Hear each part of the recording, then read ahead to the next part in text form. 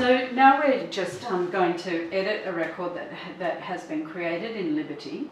So the first thing you can do to get in there is to go to the cataloguing module on the menu, on the left bar menu, and click on choose resources again like we did last time, which I can see you're already in there. And then there's this screen here, and you can see at the top it says search resources.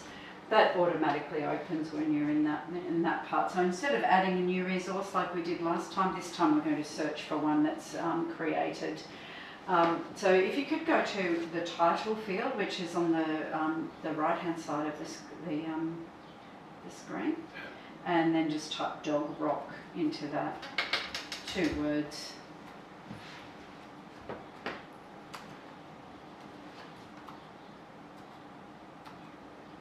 And to search for that, you just click on the magnifying glass icon, which is just on that bar. Yeah, and now, I think the next screen gives you a visual of what we're doing.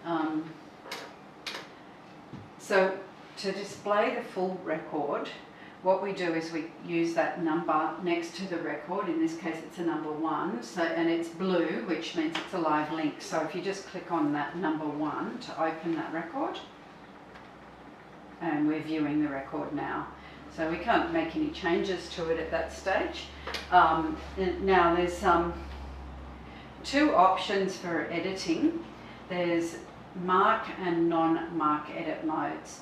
So we've got edit, and then that's the edit button, but then we've got change to non-mark, and if yours says that, that's what we want to be in there, because that means we're in mark editing mode. It's a little bit confusing, but if you change to non-mark, then we wouldn't be in mark editing mode. So the button to the left of that one is that edit button, so if you just click on that to open. And the other choice is there's an edit pencil on there as well. So there's always often more than one way to do something in the program. The next thing is, which we have done. So yes.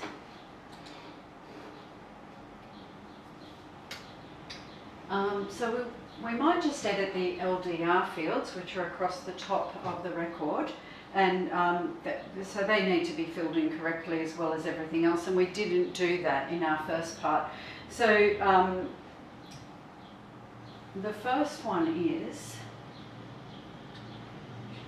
in the type of record field, if you can just choose A, which it looks like it's already at A there, from the drop-down menu, so that's correct. The next one we're going to look for is the bibliographic level, and you probably need, it's already M, so just choose M, and the descriptive cataloguing form, choose I. Yeah, that's right, correct. And now that we've made those changes, I might also get you to add your name into the 500 field, so if you just scroll down your record there, and go down to the 500 field, your notes. Yep. So just in there, and if you just type it next to my name there, and if you just type your name in there, that's great. And now that we've made the modifications all we need to do is click the save icon at the bottom of the page. And that record has been saved, and if you scroll down there, you'll see that your name's been added in there, so our changes were saved successfully. Okay, so that's the basics of adding an original catalogue record, and then editing a record as well. You can have a play around with it now if you like, and if you want to try and add an image, you can do that. So you just look for the image of the book on the internet, and you can add it that way.